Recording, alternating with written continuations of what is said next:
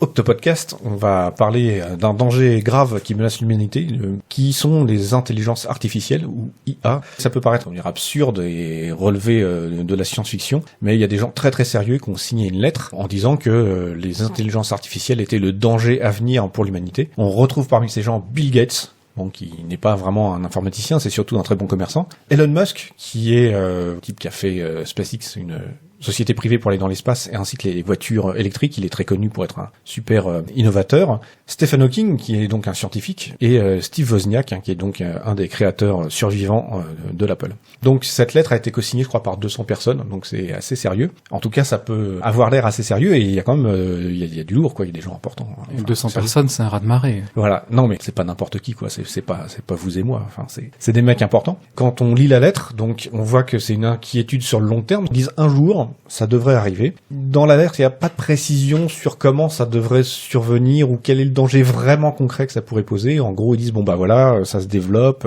on a de l'analyse statistique de tas de données qui permettent au système d'être de plus en plus intelligent, et il y a un moment ou un autre, ça risque de nous poser problème. Il y a deux axes de réflexion sur ces craintes. C'est à la fois les machines qui sont destinées à tuer, donc on pense aux drones actuels américains et l'idée qu'on développe de plus en plus de robots tueurs, et l'autre piste, c'est d'avoir un système qui soudainement se met à déconner et à tuer des gens parce que c'est cool. Et donc, ça reste quand même assez éthéré, quoi. Donc, par rapport à ce danger, moi, quand j'ai lu ces trucs-là, j'ai toujours trouvé ça un peu absurde parce que cette question de l'intelligence artificielle, c'est un peu l'arlésienne dans le milieu. Dans les années 50, on disait déjà, avec l'augmentation de la puissance fabuleuse des ordinateurs, aujourd'hui, n'importe quel téléphone portable enfonce très très largement tout ce qu'on pouvait faire à l'époque. L'intelligence artificielle, c'est pour dans 20 ans, ça va venir, et donc ça fait 60 ans que l'intelligence artificielle, c'est pour 20 ans, et que ça vient pas, quoi. À l'époque, dans les années 50, il y avait un linguiste qui s'appelle Barillel et qui avait dit votre problème n'est pas un problème de puissance de calcul, c'est un problème de langage, et en disant que dans le langage naturel, on a des ambiguïtés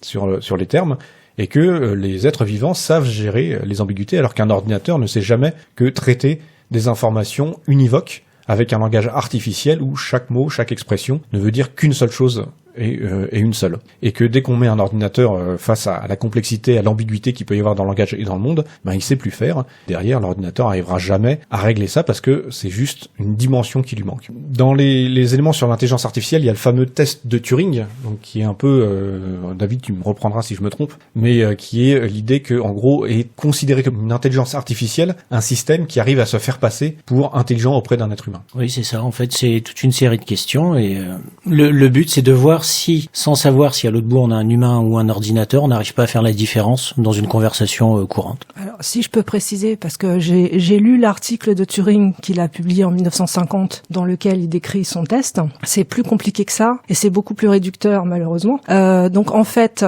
une personne qui est le cobaye de l'expérience parle à deux autres personnes, donc il ne sait pas si ces deux autres personnes sont vraiment des personnes physiques ou des ordinateurs, et en fait, il leur pose des questions, et son but de cobaye, c'est de savoir lequel de ces deux individus, je vais utiliser ce mot-là plutôt, ment, et lequel dit la vérité. Donc il a en fait un quiz à résoudre, et à la fin du test, on lui demande est-ce que le menteur c'était l'individu A ou est-ce que c'était l'individu B. Ça, c'est le travail du cobaye. Et le cobaye, on ne lui demande pas est-ce que tu as trouvé si c'était un ordinateur ou un humain. Le cobaye doit juste dire est-ce que l'individu A mentait ou disait la vérité, et est-ce que l'individu B mentait ou disait la vérité. Et en fait, le test de Turing, c'est on fait ça sur suffisamment de gens pour avoir des statistiques, et si les statistiques sont les mêmes quand il y avait deux êtres humains dans la pièce, A et B étaient des êtres humains, et donc ces statistiques sont les mêmes quand dans la pièce il y avait un être humain et un ordinateur, alors on a prouvé que cet ordinateur s'est fait passer pour une intelligence artificielle. C'est un test extrêmement précis, voilà. Très bien, merci. On part souvent du test de Turing, mais on ne sait pas toujours ce qu'il y a derrière.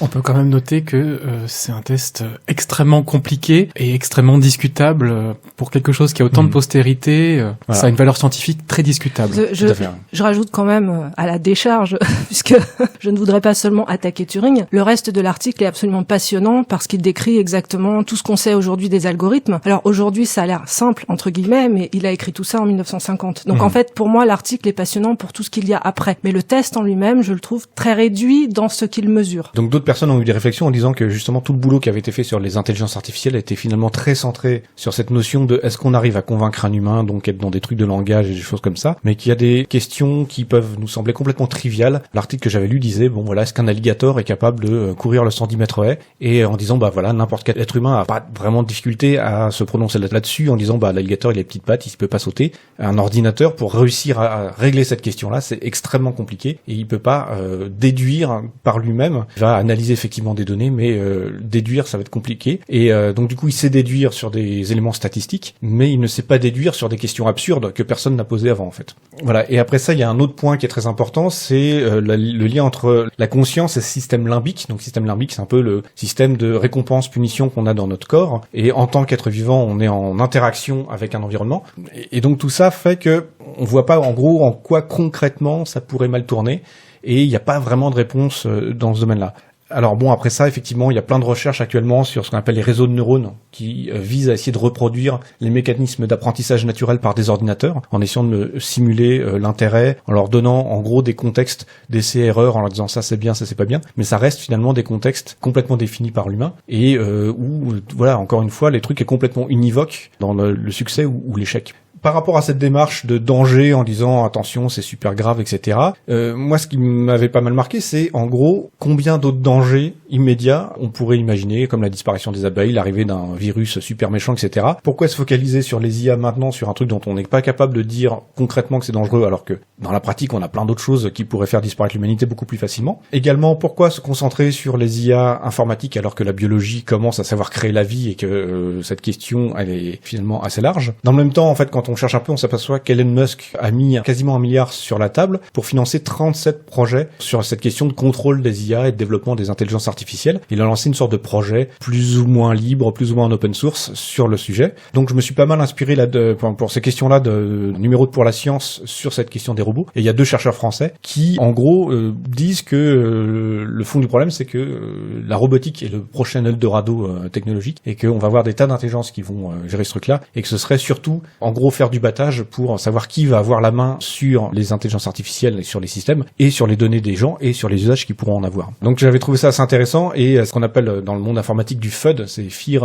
Uncertainty and Doubt. Donc c'est faire peur aux gens pour en gros dire bon, nous on va gérer les trucs correctement, quoi. Effectivement, je pense qu'il y a des intérêts commerciaux et industriels derrière, mais en même temps, depuis Mary Shelley, depuis le mythe de Frankenstein, c'est vrai que c'est quelque chose qui a toujours hanté les peurs de l'humanité et que ce soit réactivé tous les 10 ans, tous les 5 ans, tous les 20 ans, ça me paraît tout à fait logique. Ensuite, oui, il y a sans doute d'autres motifs de craindre pour l'avenir de l'humanité qui sont plus concrets, plus pressants. Et en même temps, oui, quand on revient au fait que nous, quand on pense, ce sont des impulsions électromagnétiques, ça peut tout à fait être reproduisible. Et dès lors, on peut toujours se poser la question de qu'est-ce qui se passera quand ce sera effectivement reproduit. Et je pense quand même qu'on s'avance vers ça. Alors de fait, on arrive à reproduire quand même des choses qui ressemblent pas mal à des insectes. Aujourd'hui, en intelligence artificielle, on arrive à faire des insectes assez convaincants. Le truc, c'est qu'on a, pour moi, tellement peu de pistes concrètes entre le chemin à parcourir. C'est-à-dire qu'on n'a pas encore compris comment marchait le cerveau humain. Donc comment on va pouvoir se dire que... Je vais en rajouter une couche par rapport à ce que j'ai dit tout à l'heure sur Alan Turing. Mais il y a un non-dit, un impensé dans son article qui m'a tout de suite frappé. C'est qu'il part du principe, donc on va se mettre dans le cas où il y a la fameuse personne cobaye qui parle à 2 individus. Le premier individu est un ordinateur et le deuxième un être humain. À aucun moment, il ne se pose la question de la langue dans laquelle il parle.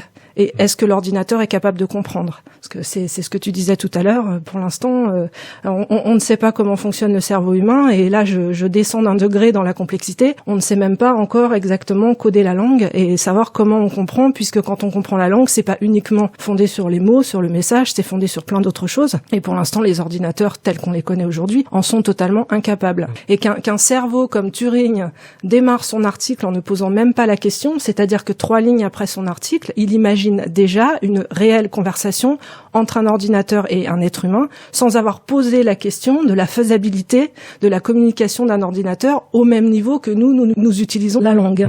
Je trouve que c'est un raccourci très rapide quand même. Alors, je crois savoir qu'Alan Turing s'était frité assez sévèrement avec Wittgenstein. Ils étaient dans la même université. Wittgenstein, qui est ce philosophe logicien et qui a travaillé sur la deuxième partie de sa vie essentiellement sur des questions de langage et l'usage de la langue et ce genre de choses, et où justement ils avaient des désaccords assez profonds. Wittgenstein, justement, allant vraiment dans cette question du détail, de l'usage des doubles sens, triple sens, etc., des connotations, et donc ils avaient des désaccords assez profonds. là-dessus.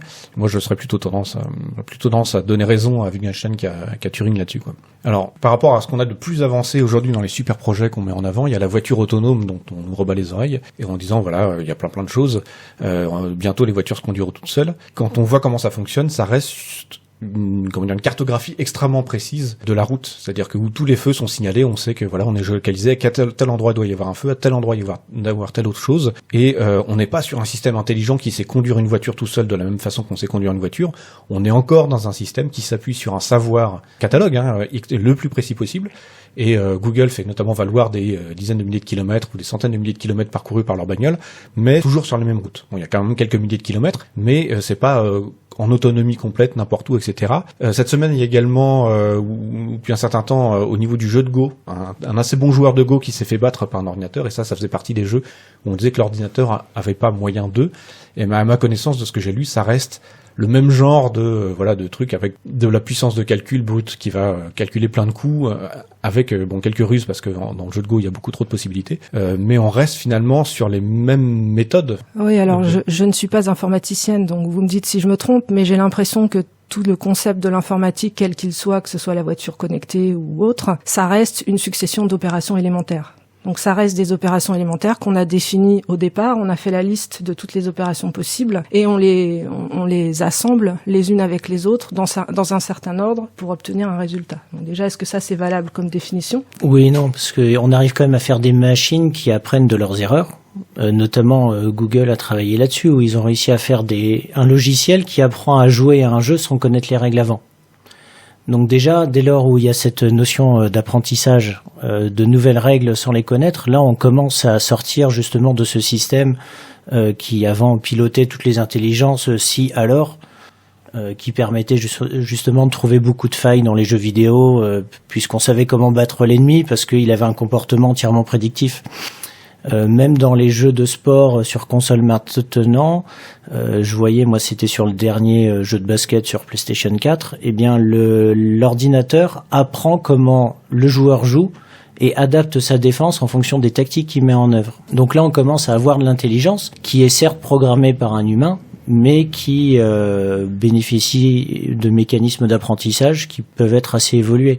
Donc notamment l'exemple que je redonnais vraiment au début, c'était celui je crois que c'est Google qui a fait ce petit moteur et le logiciel a appris à jouer un casse-brique sans en connaître les règles avant. Et certes, il obtenait pas des scores élevés, mais il avait le niveau d'un joueur moyen après quelques centaines d'heures passées en découvrant les règles par lui-même. Donc on y arrive. Après, il est vrai que dès lors où c'est un humain qui programme un ensemble de comportements, même d'apprentissage, on reste dans les limites de cet apprentissage. On n'est pas encore sur des logiciels qui seraient évolutifs, au sens où il y aurait de l'aléatoire qui modifierait, comme ce qui s'est passé avec l'évolution, sur une très grande échelle. Alors ils le font en laboratoire maintenant. Mais... Voilà, pour avoir en fait un logiciel qui issu justement d'une séquence aléatoire et qui donnerait des comportements nouveaux. Ça serait intéressant. Là, on pourrait vraiment s'inquiéter. Pour moi, tant qu'on reste dans le cadre de l'humain... Ça commence à se faire, mais disons que ça reste juste un paramètre supplémentaire. Oui. Et ce qu'il y a, c'est que, voilà, après, c'est la question de l'humour ou de la distance ou du jeu, toute cette notion, cette double notion de l'eau qu'on n'a pas en informatique. Il y a quelque chose qui, pour moi...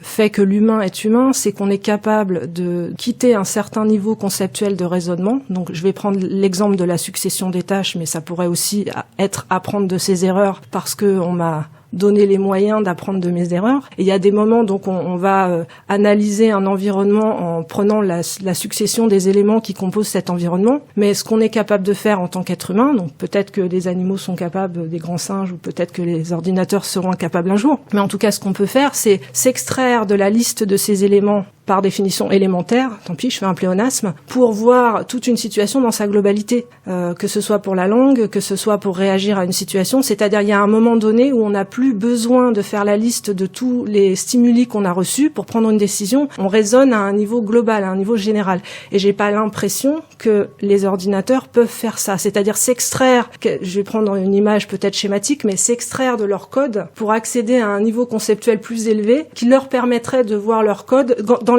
dans la globalité du code et non pas comme une succession d'étapes. Oui, bien sûr, mais c'est la conscience de soi, tout simplement. Oui. C'est avoir un métaprogramme qui permet d'avoir conscience qu'on a un programme. Un métaprogramme. Et est-ce que les ordinateurs en ont un?